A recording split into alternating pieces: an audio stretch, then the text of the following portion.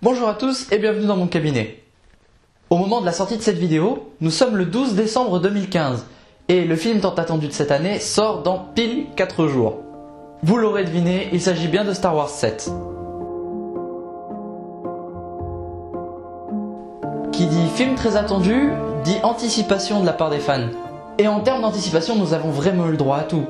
Des scénarios, le retour de tel ou tel personnage, ou alors même cette fameuse théorie comme quoi Jar Jar Binks serait un seigneur Sith. Autant dire que le net a vraiment pu être prolifique avec ce sujet, mais aujourd'hui ce qui va nous intéresser le plus, ce sont les affiches. Si comme ça spontanément je vous dis Star Wars, vous avez certainement un type d'affiche qui vous vient à l'esprit. Et c'est tout à fait normal. Car lorsqu'on crée une affiche, on cherche avant tout à ce que les gens aillent voir le film. C'est le but même. Et comme Star Wars est une licence connue, les graphistes se sont mis d'accord sur une charte graphique. Comme beaucoup d'autres séries, cela nous permet d'identifier directement visuellement de quel film on parle. Comme règle de cette charte, on peut noter quand même pas mal de points. Tout d'abord, la séparation bicolore, symbolisme du bien et du mal. La présentation de la quasi-totalité des personnages au centre. La présence en arrière-plan du grand méchant qui plane comme une ombre au-dessus des héros. Si possible, on utilise l'espace pour faire un décor de fond. Et pour finir, on place le titre et le casting plutôt dans le bas de l'affiche. Et en ce qui concerne la police d'écriture, les films de la prélogie ont plus ou moins affirmé un standard. Je vais donc maintenant vous présenter plusieurs affiches créées par des fans sur le site DeviantArt. Et je vais en profiter pour émettre un jugement dessus à partir de 6 critères que je noterai tous sur 5. Le symbolisme bicolore, le positionnement des personnages, le décor en arrière-plan, la cohérence avec l'univers, le texte, c'est-à-dire le titre et le casting, et tout simplement mon avis subjectif sur l'esthétique de l'affiche. Ensuite, avec tout ça, on fera une note sur 20 et on pourra faire un petit classement. Allez, on commence tout de suite avec l'affiche numéro 1. Pour la couleur, j'ai mis 4. La symbolique de la dualité est présente et la couleur verte du sabre de Luke rend très bien. Pour le positionnement, il y a eu un effort, on le sent, mais le problème c'est que ça ne correspond pas vraiment à ce qu'on attend normalement d'une affiche au Star Wars. Le décor, lui, rien à redire. La neige, les vaisseaux spatiaux, l'espace, vraiment tout ce qu'on pourrait attendre d'une belle affiche au Star Wars. Pour la cohérence, on retrouve certes Dark Vador et Luke Skywalker, mais malheureusement, on parle bien de Star Wars 7 et ce sera certainement pas les personnages qui seront principaux. Donc les mettre comme ça en avant sur une affiche, c'est pas très cohérent. Pour la police du Star Wars, c'est parfait, rien à redire, mais le problème c'est qu'il n'y a pas de casting et surtout un sous-titre qui est marqué mais qui n'a strictement aucun impact. En ce qui concerne mon avis sur l'esthétique, franchement, je trouve ça parfait, on en prend plein les yeux et c'est vraiment la qualité graphique qu'on attendrait d'une affiche professionnelle. Pour la note finale, 15. Et c'est pas pour rien que c'est la médaille d'argent de notre classement. Mais vous verrez, elle est en coude à coude avec la première. On passe à l'affiche numéro 2. Au niveau des couleurs, si on se contente de parler de dualité, ici, c'est parfait. Le rouge et le bleu, c'est même précis au point d'avoir cette dualité jusque dans les yeux du personnage. Pour le positionnement, j'ai mis 1. Bah ouais, le personnage est seul. Donc ça n'a pas vraiment d'intérêt. Mais bon, il est là, donc 1.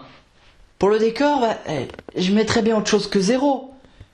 Mais il n'y en a pas de décor.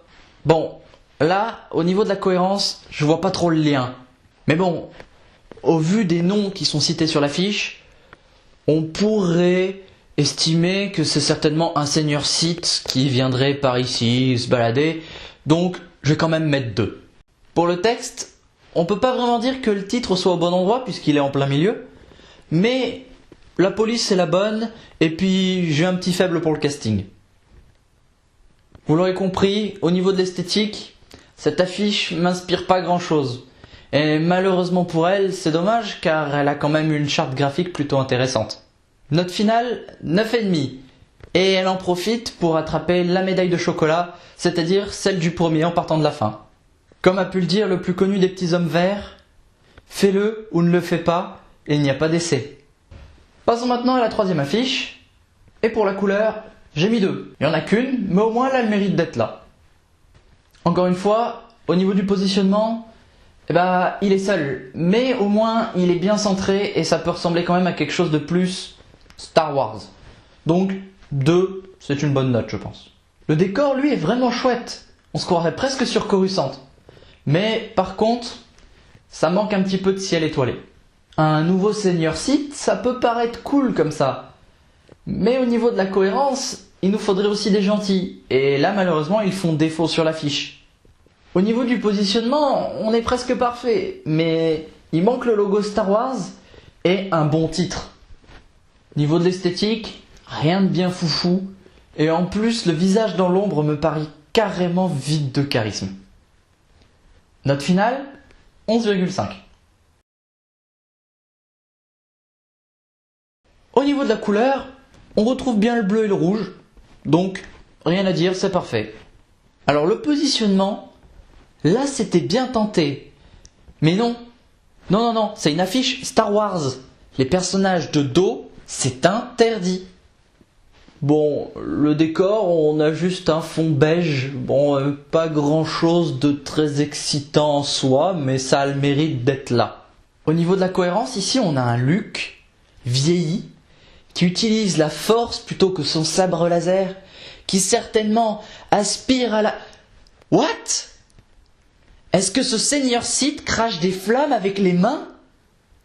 Non, là je suis pas d'accord.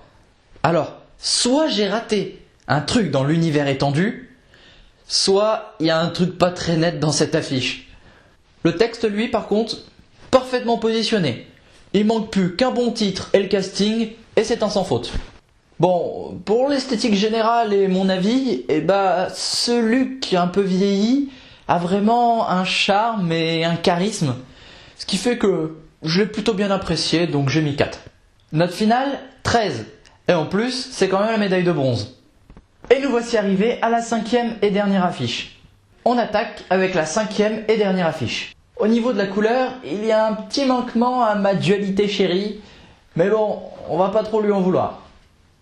Au niveau du positionnement, c'est pas trop ça. Mais la multiplicité des angles de vue rappelle quand même une charte graphique des très anciennes affiches de Star Wars. Au niveau du décor, vous me direz, il n'y a rien de très particulier. Mais il y a quand même l'essentiel de ce qu'on doit retrouver dans ce genre de composition. C'est-à-dire le Faucon Millenium, du feu, des explosions, l'espace, des sabres laser, des choses cohérentes quoi. Et puisqu'on parle de cohérence, j'ai mis 4. Effectivement, on retrouve encore une fois là un Luke Skywalker vieilli, et c'est vrai que c'est quelque chose qui a tendance à pas mal me plaire. On peut quand même se demander ce que le fantôme de Yoda fait là, et en même temps c'est pas complètement incohérent. Le Faucon Millenium fait bien son travail de fanservice. Et on peut même se demander si l'homme de dos face au feu ne serait pas une référence à la tuerie que fait Anakin contre les pillards Tusken. Pour le texte, même remarque que pour l'affiche précédente, il manque juste le titre et le casting. Pour l'esthétique, je donne un 4 tout à fait mérité. C'est une affiche qui fait bien son travail et surtout qui donne envie d'aller voir le film, et c'est quand même là le plus important. Et la note finale, ce sera 15,5. Et oui, comme vous l'avez deviné, c'est mon affiche préférée et c'est celle qui arrive première au niveau du classement avec la meilleure note. Elle reflète en grande partie ce à quoi devrait ressembler une affiche de Star Wars, plutôt ancienne quand même. Ah, et pour la petite info, la vraie affiche de Star Wars 7, elle ressemble à ça. Et avec ma technique de calcul, elle obtient 19,5. Donc c'est pour dire que j'étais plutôt quand même objectif. Et voilà, cet épisode est terminé. Il était un petit peu plus long que d'habitude, mais Star Wars restait quand même quelque chose qui me tenait à cœur. Et maintenant, vous allez laisser un pouce bleu. Je répète, vous allez laisser un pouce bleu. Ah l'affaire! Non mais tu te prends pour un Jedi ou quoi? Faire des passes avec les mains comme ça? Je suis toïdalien. Ton truc mental ça marche pas avec moi. Y a que l'argent qui marche. Bon, en tout cas, je vous invite à exécuter l'ordre 66 et surtout n'oubliez pas que la force soit avec vous.